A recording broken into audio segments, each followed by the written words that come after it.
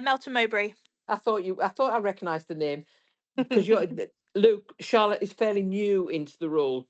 She's been cool. shadowed by the previous one, literally this season. Amazing. Well, great work for putting your hand up. So I played professional rugby a while back, but obviously the current learnings from the past about concussion and tracking it properly and keeping people safe, it just strikes me that we have a tool that is sanctioned by Rugby Safe, was developed with them to match their protocols. That doesn't mean there aren't other tools out there, but if they're not using at least a well-recognized digital tool to track people and make people around that individual aware of the stage they're at in their concussion, I think that's where they're really missing out. And so, yeah, certainly clubs, whether it be proactive or anything else, need to be thinking about that, in my opinion, because the game as a whole, we've just launched in Wales with the WRU, and they've actually kindly given blanket cover to every club. So they're so on board with the idea that clubs need to get behind this, that they've paid for it for all their clubs for a year. So we'll see. But there's resistance still. We have to be honest. There are still people that are resistant to change, shall we say? Well, I'm a dinosaur, Luke, and I can manage on it what I need to. Well, and so there's two sides, right? There's the technology side, and then there's the idea that do we need to be doing all these things? But I would say, from a concussion point of view, there definitely needs to be a strong methodology behind following up and making sure people are on the right protocols. So what I'll do is, it looks like it's just the three of us. I will be as concise and as quick as possible this evening. Just going to say what is important, and I think Charlotte probably has missed it because she's too new into the role, but I've told our Rugby Safe, Safeguarding and AGR, because we have a joint combined meeting, about an experience we had at the club just 2 years ago. One of our lads came back home to play, completely innocuous. He went down over a line. All we could see was a little bit of whiplash. We got him up. He didn't know where he was. He didn't know who he was. He didn't know me, and I've known him playing since he was 24, I think he was at the time. And what he hadn't told us was that he'd had various concussions while he'd been playing at Waterloo, working at Canary Wharf. He'd also had innumerable concussions playing at Liverpool University. None of it had transferred from university to Waterloo to us, and he didn't bother to tell us. He'll never ever play rugby again. He still is at the neurosis clinic 2 years down the line, and this is a classic case of concussion not being tracked. And I've said this at our CB meeting, but I think Charlotte may have missed that. Well, and that's a very important story to tell. So a friend of mine also that I played with has suffered from multiple concussions, and while he sort of kept track of his own, he actually played at the same club for 21 years. There was no continuous record. Now, we have to be clear that there still isn't a way to upload this to GMS, and that is an ongoing discussion, because I'm of the opinion that there should be a player passport with the number of injuries and concussions that can move easily from club to club. However, Proactive will keep a record for the club, and if that player was to move to another club, they could easily ask to have a record of their instances, etc. So as long as they're using Proactive, Anyway, it's also the link with schools, Luke, is an important one, which we haven't got either, have we? No, but there is, again, we'll show you the ability to share the status of an individual going through recovery, so that at least there's no excuse that other people, stakeholders, aren't aware of what's going on. And that's something we've worked hard on as well. So this evening, we're just going to have a quick look through Proactive. I'll try and do like a combination of, for those people that haven't seen it before, and for those people like Charlotte and Barbara that use it already. It is a easy, simple way to manage risk, and particularly in the case of Rugby Safe, it's been developed with the ability to run people's concussion protocols, which we'll have a look at later. And ultimately, it's something that we've been working on for 4 or 5 years, and is really coming to the point where every club should have a tool similar to this. This one is sanctioned and being developed alongside Rugby Safe and England Rugby, so you know that it's doing the job that is required. So I'm just going to share my screen now.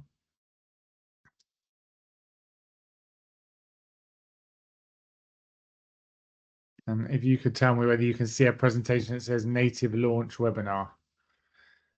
Hopefully you can see that. So The app, as I said, has been around for a while, and the big change is that instead of it just being a web-based app that you access through a desktop or on the browser on your phone, it's now actually a native app on your phone.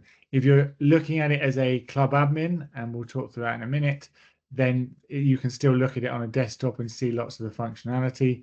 But that for the average user, the coach who's going to have this in their pocket, the native app just makes it super simple to load up, stores the data exceptionally easily, and make sure that it's getting used as well as possible. So let me just, there we go.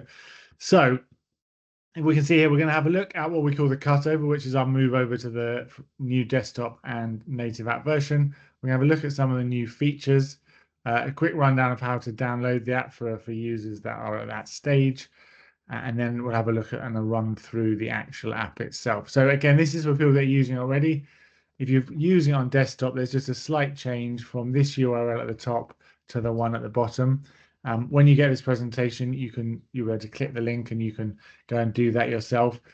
I would then save the new URL. If you use the old one, it will forward it to the new one. So this is again for people on their desktop or laptop. It will forward to the new one, but I would, as good practice, save the new one so that you're always going to the right place and logging into the latest version. And we'll have a quick look at that now so you know what that looks like. And jump around screens here for a second.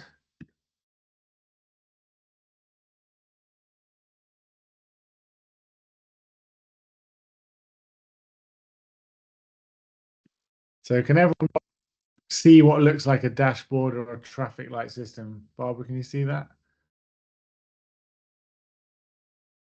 So this is essentially what you see on the desktop, but also the mobile app version when you arrive. It is a dashboard which shows you the stages that the incidents that have been logged for your team and your club are.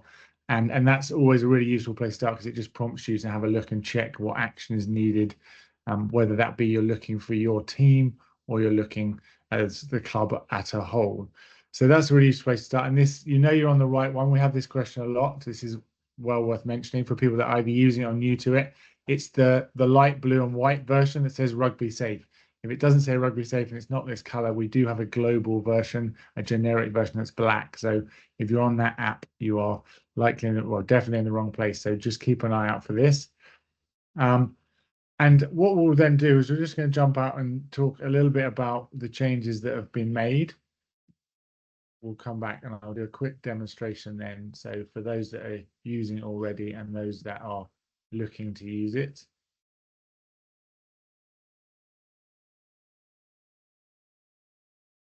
So there's a few new features. Some of these people might be aware of, but you can obviously use it to report on AGP reporting. CRISP is another one. The injury reporting team at Bath are linked into this. So if you are a club that has volunteered to report injuries through CRISP, you can now do that on the Proactive app, which makes it very easy indeed. We've added a new stats dashboard so that as a club you can have a look and see across groups, across age ranges, what's going on, whether there's particular age ranges that might be having more incidents, and that's just a good way to think about, is there some extra training needed? Is there something that's being missed? Certainly from a safeguarding and rugby safe point of view. And also, Luke, can I just stop you there? I'm not sure if Charlotte's aware, as there's only the three of us on, that reporting for AGP is slightly different to reporting on pitches, isn't it?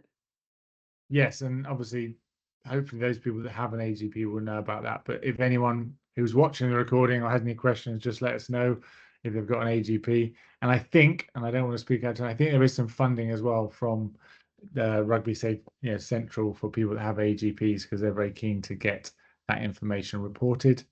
The third thing is that all the information is anonymized. It is owned by the club in terms of the individual data, but then there's an anonymized version that the RFU and Proactive have access to. Again, it's anonymized. It's all in the T's and C's. And if anyone's got any questions about that, more than happy to share those T's and C's with you. The native app, the mobile app that we call it, is got all of these features, but it's also got the ability to report offline. So whereas in the past, if you're on your phone, you had to be connected to the internet, in order to be able to upload an incident. Now you don't, so that's a big win. You might be out another club, you might not have data for some reason, so you can still use the app, and that's a really helpful upgrade that we've put in. We've just talked about the desktop portal, so remember it should look like this. And then I think we'll just jump in straight away and have a look at some of the new features and look at the app. And then we'll come back to how you actually download it. So we'll just share my screen again on the actual desktop app. So just to stress, what we're looking at here is the desktop version. It looks very similar on mobile. And as I said, for those of you that have seen the app before, hopefully a lot of this will be familiar. For those of you looking at it for the first time, as I said, the first thing you always see is a dashboard, and what it shows you is incidents that have been reported and the buckets they sit in. So most clubs will have these buckets, except for flag it at the bottom right. You can ignore that, it's in grey. But incidents are anything like an injury or something that needs reporting on the touchline, violence or aggressive behaviour. Concussions speak for themselves. If someone's been put on a protocol because there's signs of concussion, then they go into that bucket. And on all of them, obviously, there's a left-hand side where it's red, which means something needs to be followed up. And then when the actions have been followed up, they go into the green bucket. You can also report hazards, back into the club. So if you see something around the club that you think should be reported, and then pre-session check, which I still think is it's a couple of minutes, very easily done. You'll see the report for an incident. A pre-session check is very similar. It's just a very quick form to fill out, and that means that it just gives you a chance before a session just to think about the things around safety that are required for that session. So what I'll do is I'll jump in and set up an instance so you can see how easy it is. Before I do that, though, for those of you who haven't used it, and don't worry about the wording, but a club, a rugby club in this case, is set up with groups, and we can just pop in here and see some of those groups. And generically, they are the age ranges within that club. You might have different names for them, but they are generally the age groups for the club. And that'll become relevant in a minute. We'll see why. And then you have users. So somebody who sets this up will be a company admin, and they will have access to all different levels and all different groups.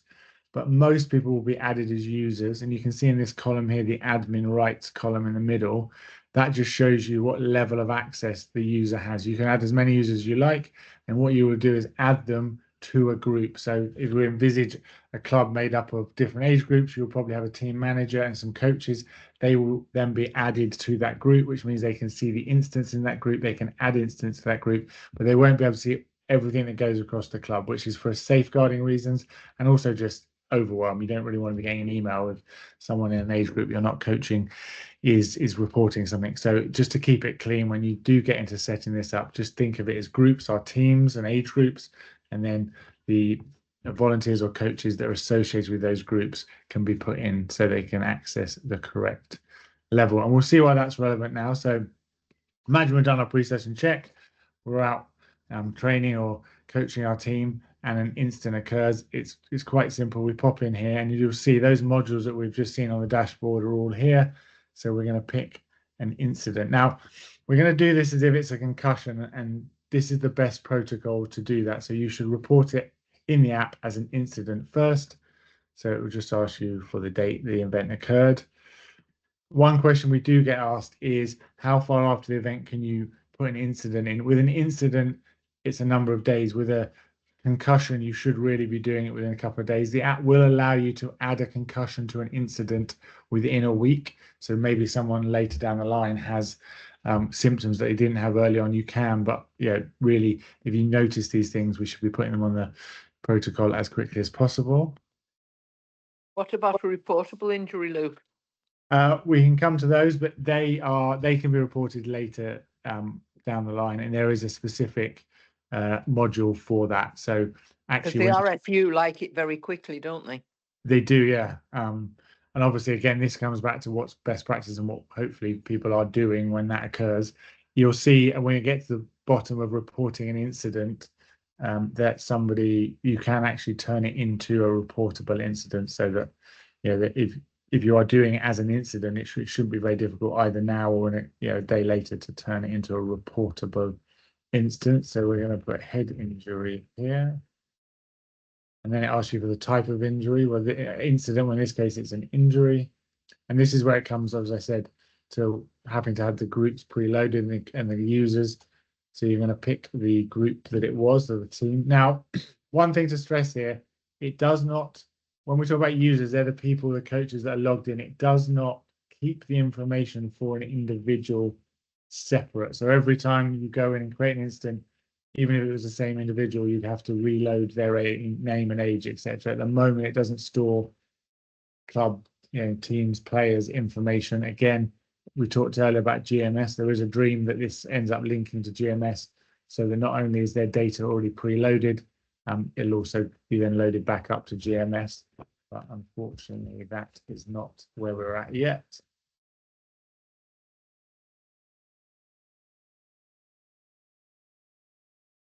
So again, it's all very simple. Drop down incidents, drop down tabs. We know it's a head injury. We know that's the area it's head. We're going to put head.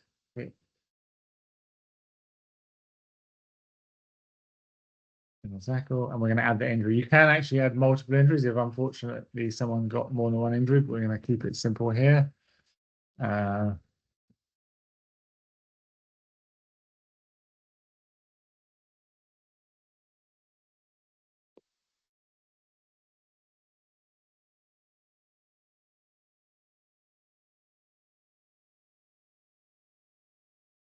You can put as much information here as possible. It was during a match, it was on a pitch. Get that down to there.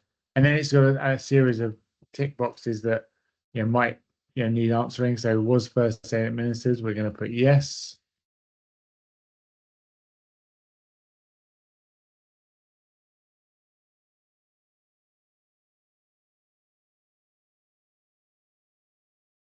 Were there any witnesses? Yes, often there will be.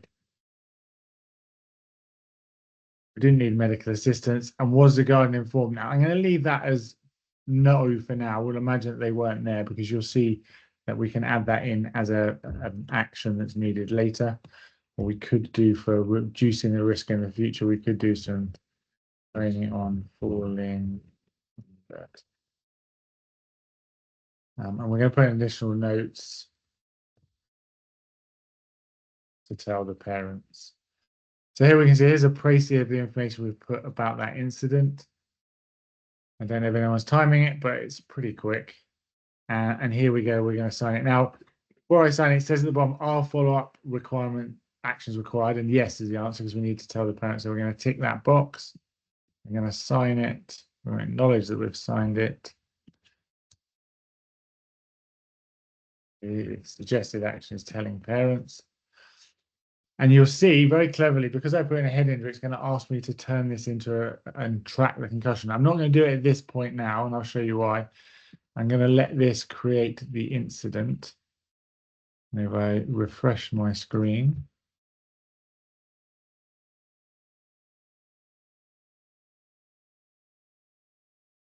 then under incidents with action required, we can see at the top here the one we just created with a little red tag that says an incident required. Now that allows us to do two things.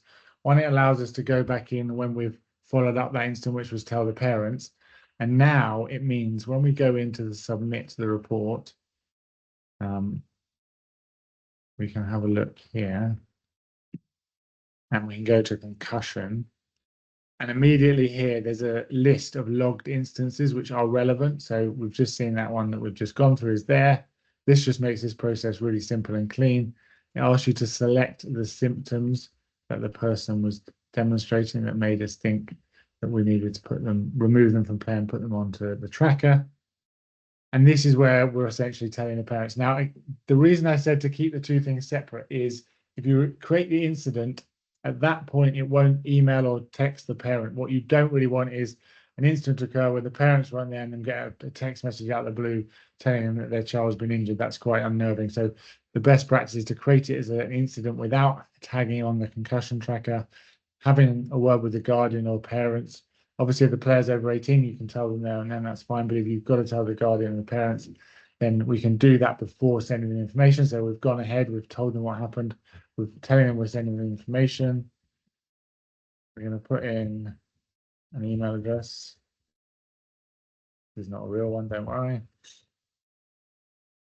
But what would happen in the real world is when we hit Start Tracker, that individual is going to get an email and a text. And what that is going to have in it, I'll show you now. We go back to the concussions dashboard. We can see this one at the top that we've just created. It will send them an email which will show them this, and that will show them the stage that that individual is at in their return to play protocol as a basis, and it will automatically then move that along at the right time so that the person looking after them and caring for them knows what they should be doing when. It also has a link here to the GRASS documentation, so they've not come across this before and they aren't aware of it. It's a very useful tool that they can see the bigger picture before the person gets on to the protocol. And then you can obviously share the link. Now, we talked about this, Barbara mentioned this. It's important to understand this is a very useful tool to share a link, but all it will share with them is the stage that individual is at. The only person that has the ability to move this tracker forward is the person who's named here with this email and text. So you can share this link with a teacher at school, for instance, or if they're playing county level, so that that person that's also involved in that child's care can make sure they understand the stage they're at and what they should be doing, so we don't get any mistakes. But the only person that can move it on at the relevant stages in time. So when they get the next email, when the first stage is passed and they're asked whether that individual is is fit to carry on, are they symptom free, are they able to carry on, then only that person will be able to tick the link to create that moving forward. So that's an important point. But yeah, that's essentially it then. And as you see, if we go back to the dashboard, the ones that are in here that have been put in previously, you can see what stage they're at by the green number they're on. You can click in that, and it obviously says what stage they're at. Rugby specific non-contact training is where they're at. Again, you can share that, and that way you can make sure that everyone across the club, and certainly if people, coaches are looking at this, they can see everyone in that group that's got anything tagged against them and make sure that we're all in the know. Hopefully that's been helpful. What I will do now is jump this, and I will just, if technology allows me, show you it on my phone. Bear with me.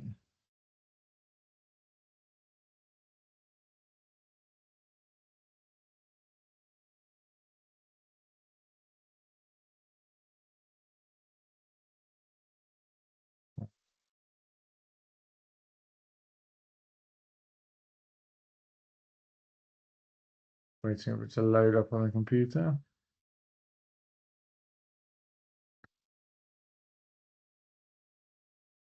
Any questions at this point from anyone watching while I just get the technology to behave? No, everything's made sense to me. And me. Okay.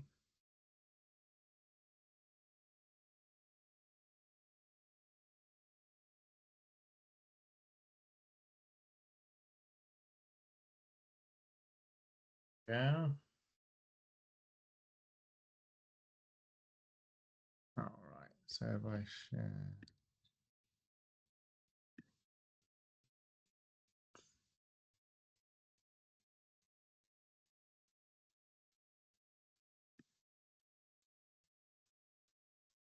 So just shout. Can you see now what looks like a screen, a phone screen? Yeah. Yeah. Cool. So perfect. So if you are looking at this and you're logged in, so as a new user, you should log in on the desktop version, the link in the presentation first, just to make sure you can get in, just to make sure you're familiar with it. And then you can very quickly go on the App Store. This is the same on Android or Apple. And if you put in Rugby Safe, then it should come up with Rugby Safe Proactive. And you're looking for that little blue icon with the red shaped rugby ball shaped icon. Obviously, I've logged in already. So when I click that, we're going to see the dashboard that we just discussed.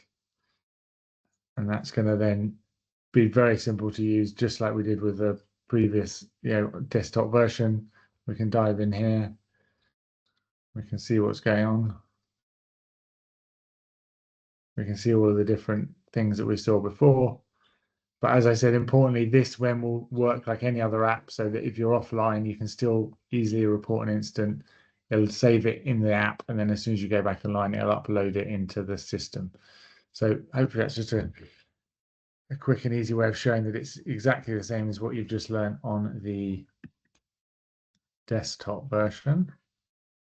Now, if I go back to my presentation, we'll see where we're at.